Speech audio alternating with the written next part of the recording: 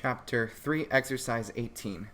Let R be the set containing the ordered pair 0, 1, the ordered pair 0, 2, the ordered pair 0, 3, the ordered pair 1, 2, the ordered pair 1, 3, and the ordered pair 2, 3. Evaluate the following: the composition of R with R, the restriction of R to the set containing 1, the restriction of the inverse of R to the set containing 1, the image of of the set containing 1 under R, and the image of the set containing 1 under the inverse of R. Alright, that was a mouthful, and there's a lot of new friends that we have not yet seen before, at least not in my videos, so let's introduce you to them. First one is going to be the inverse, and I'm just copying these definitions for your reference from Enderton's Elements of Set Theory, and this is page 44. Okay, so the first thing we're going to talk about is the inverse, which is going to be the set F inverse is equal to the set UV such that VFU, which is the same as saying UV such that V comma U is an F, which is how I usually do these. Alright, so that's one. Next is the composition, which I think I may have actually worked with before, but it doesn't hurt to add it. Oh. So F compose G is equal to the set UV, I definitely have worked with this one, such that UFV, no, sorry, I got that wrong, such that there exists some T such that UGT and TFV. Alright, so that's the other. Next is the restriction. This one we definitely haven't seen before. So, okay, F restricted to A is going to be equal to the set of pairs UV such that UFV and, oh my god, okay, U is an A. Sorry, my desk is a little uncomfortable for whatever reason today. Let me just move some stuff around. Alright, you go there. And that should be fine. Maybe this is better. Alright. Cool. So that's the restriction. And finally the image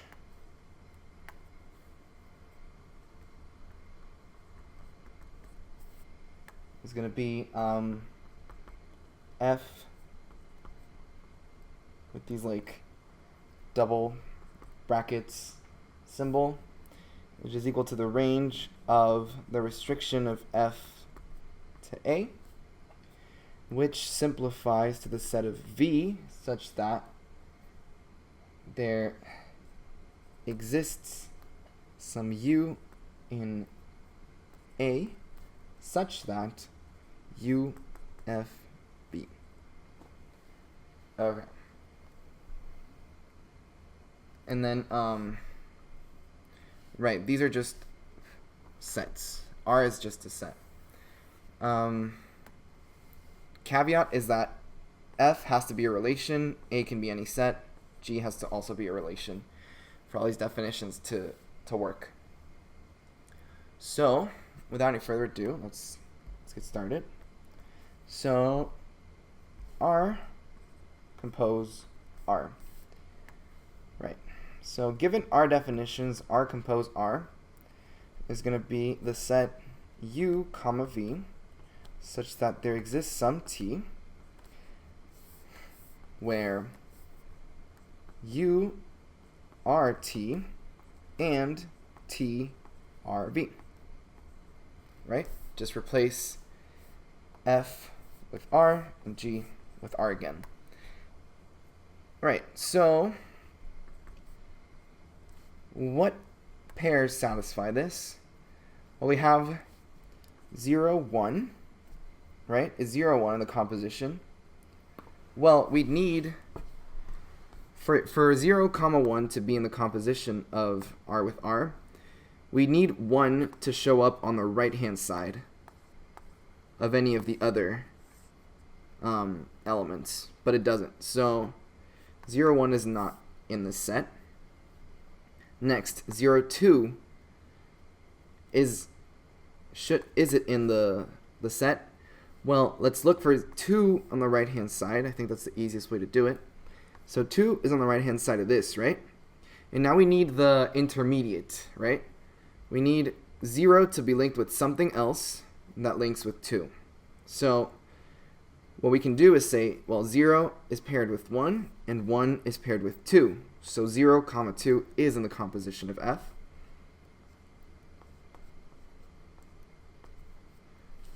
Right? And then similarly for 0, 3, we have 0. We have to find 3 on the right-hand side of something, which is pretty easy. There's 2. And now what we need is to find the intermediate, the t, if you will. And we have that 0, 2 is a thing, and then 2, 3 is a thing, and also 0, 1 is a thing, and 1, 3 is a thing. So 0, 3 is definitely in the composition. Right? Okay. So we've said no, we've said yes, and then 1, 2. Okay. We need 2 to be on the right-hand side of something. And we need an intermediate, right? So 2 is here. And 2 is also here, right? But for this to work, we would need 1, 0. Let me just write this in pink. Why not? So we'd need something like 1, 2. And then we'd need 0, 2, right? And then we'd need something like 1, 0, right? Because then what we could do is, oh, okay, I don't want to take the whole thing. All right. Right, so if you want 1, 2, what the hell is going on? Oh, yeah. I'm just not going to write there anymore. So we need something like 1, 2 would imply something like 1, 0 and then 0, 2. But 1, 0 is not there. If you notice, the general pattern in this set is that the left-hand side is always strictly smaller than the right-hand side. Okay, so all that to say that 1, 2 is not in the composition of F, but we can ask, is 1, 3 in the composition of R with R? So we have 1, 3, and I argue that we have 1, 2, and then we also have 2, 3. So we have 1, 2, and then 2, 3, right? So essentially we're just like eating this one up, and then these two, the endpoints, if you will, are joined by this 2. So the endpoints are, or the pair containing these endpoints is in the composition of R with R. Okay, that's not what I wanted. I don't know why my iPad is going absolutely insane today. Okay. So, oh no, not this. 1, 3. So 1, 3 is in the composition of R with R. And now, finally, 2, 3. Now, for the same reason why 1, 2 wasn't in the composition of R, 2, 3 isn't in the composition of R, because we need some intermediate value between 2 and 3 that would link the two. And there's no number in between 2 and 3, and given how R has, like, strictly increasing pairs, then this just doesn't exist. So 2, 3 is also not in the composition of R with R. So to recap, no, yes, yes, no, yes. And there you have it. That's the composition of R with R. All right. You'll find that this is another exercise where the purpose, in my opinion, is just to get you acquainted and kind of give you some examples to base your intuition off of when working with these operations, but it's not really enlightening. It's mostly just busy work, just, going through the motions and looking carefully at the definitions. All right, with that said, what is the restriction of R to the set containing 1? So this set, we can write it formally as the set of pairs U, V, such that U are V, and U is in the set containing 1. That is given our, not the one, there, highlighter. Given our original definition of the restriction of a set to another set. Okay, of a relation to a set. Right, so what we need is just to pick out the pairs in this set such that 1 is on the left-hand side, which gives us these 2 pairs. So it's just going to be equal to the set containing 1, 2 and 1, 3. And there you have it. Let me add a new page before we run out of space. All right. Phenomenal. Now, C, we're asked to evaluate the restriction of the inverse of R to the set containing 1.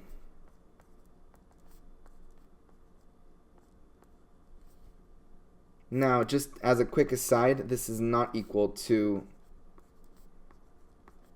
the inverse of the restriction of the set containing R.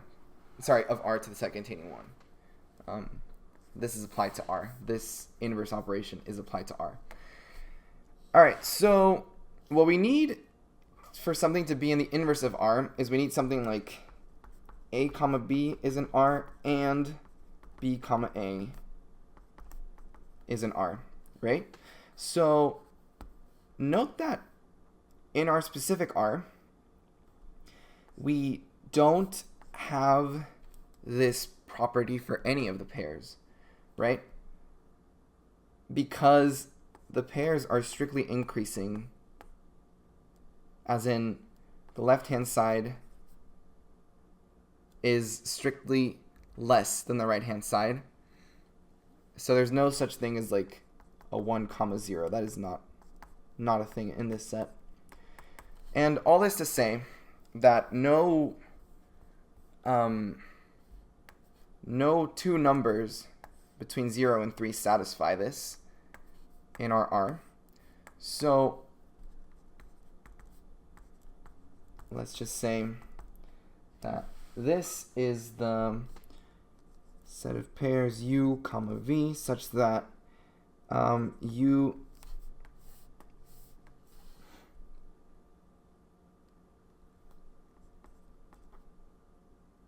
RV, sorry,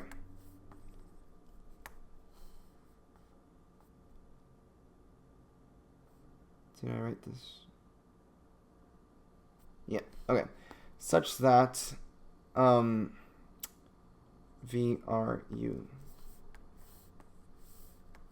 Sorry, sometimes the brain software updates hit like mid-video and I just forget what I'm doing for a second. Okay, so, right, now,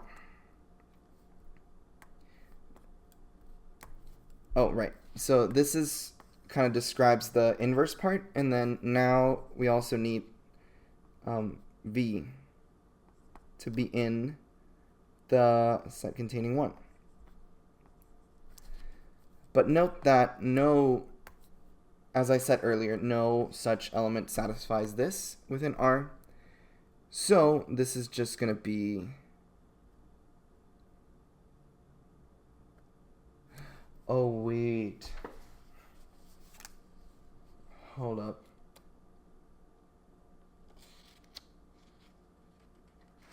Oh, I'd misunderstood these things. Okay, no, no, no, no, no, no, no, no, no. I had misunderstood this whole time. Okay. Right. I'm not going to edit this out of the video, even though I'm very tempted because I feel really stupid now. Okay. So, right. The inverse of R, I thought it presupposed, right, I thought it was this set. So this is, okay. Let's call it my interpretation. My original interpretation.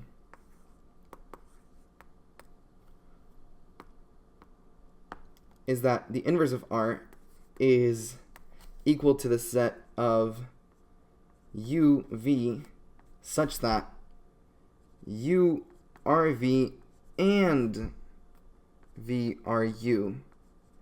But that's not really the case. You don't need this part, right? But the real definition of R inverse is the set of u, comma, v, such that v, r, u. So, in the context of our sets, this is going to be, you take every single one of these elements and you swap them, right? So we have 0, 1 is going to be 1, 0. And then you have 0, 2 is going to be 2, 0. And then 3, 0. And then this should be 2, 1. And then next up should be 3, 1. And then finally 3, 2. This makes so much more sense. Okay. So, just as a side-by-side comparison, let me move this up. Right? You just kind of take the original set and then you invert their positions. The positions of each pair within the ordered pair.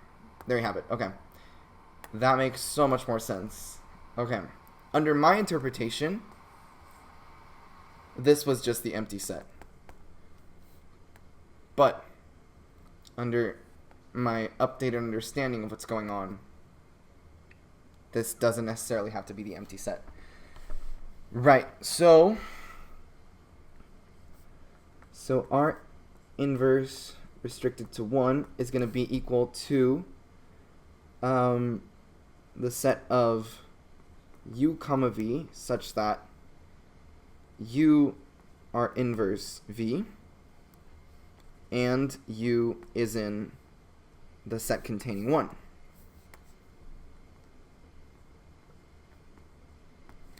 Okay, so what are we looking for now? We're looking for the elements in this set where 1 is on the left-hand side. So that leaves us with this as our only candidate. So R inverse restricted to 1 is equal to the set containing the lonely pair 1, comma, 0. And there you have it. All right, cool. That's so good that I cleared that out. And I feel like a couple of the exercises I did after this one are now invalidated.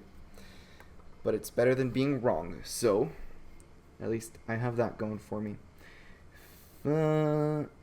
Right, so now we're going to do the image of the set containing 1 under R.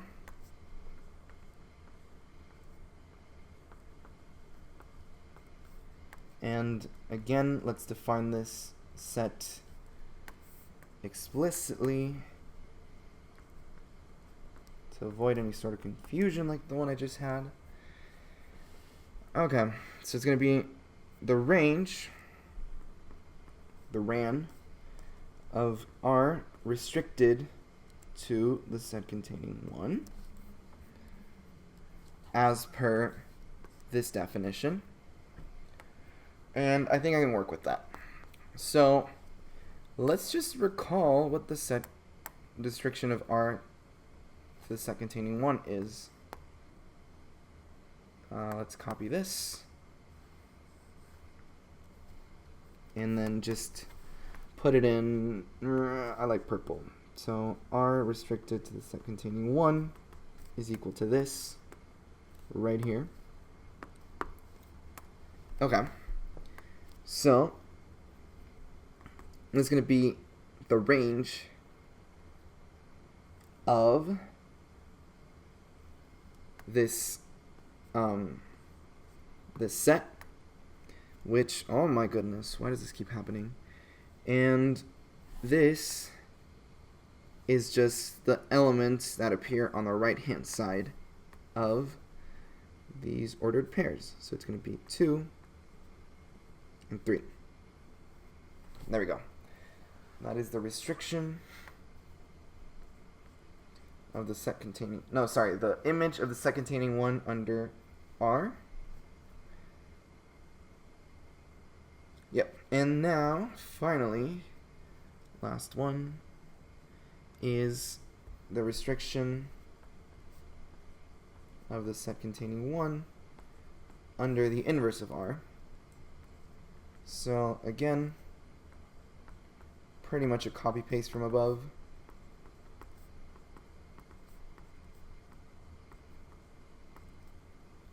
Right? It's the range of this, and then recall that this is what we got for this set. Again, I'm going to put it in purple. We're looking for anything that's on the right hand side. So that is only 0. So this is going to be the singleton containing 0, and there you have it. That is all of the sets that Enderton has asked us to evaluate. Alright, that is it for this video. Yeah, I hope it was helpful, and I will see you in the next one. Bye-bye.